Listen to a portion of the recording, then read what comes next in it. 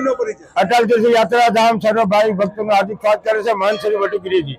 આજે મહાશિવરાત્રીના પાવન પર્વમાં કેવી રીતનું આયોજન પૂજા અર્ચનાનું? આજ મહાશિવરાત્રી પર્વ અમૃત સિદ્ધિ યોગની અંદર થઈ રહ્યું છે, ત્યારે આપણે કોઈ પણ શિવાલયમાં જઈને શિવની આરાધના કરીએ.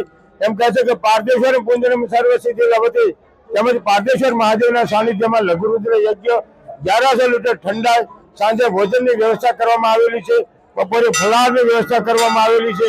આપણે સાથે મળીને શિવની આરાધના કરીએ. ઓમ ત્રંબકમ યજામહે સુગંધિ પુષ્ટિવર્ધનમ ઉર્વારુકમ એવ વંદના મૃત્યુર્મોક્ષમામૃતમ.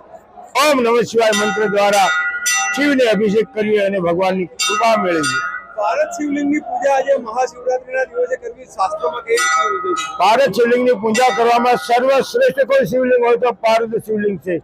મર્ક્યુરી જેમ જીવિત હોય, મર્ક્યુરી અને પારો થર્મોમીટરમાં જે આવે, અરે મિત્રો આપની બોડીમાં 1-2 મિલીવોલ્ટ મર્ક્યુરી છે. એના કારણે આપણે ઘણીવાર કહેતા હોઈએ કે આ ભાઈનો પારો લો થયો, આ ભાઈનો પારો હાઈ, પારો એને પ્રેશર.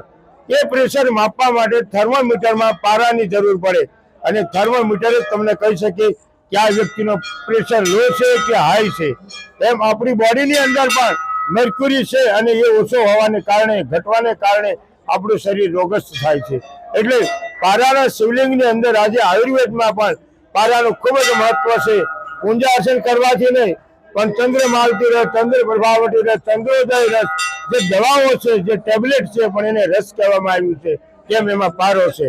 આવો આપણે સાથે મળીને શિવની આરાધના કરીએ.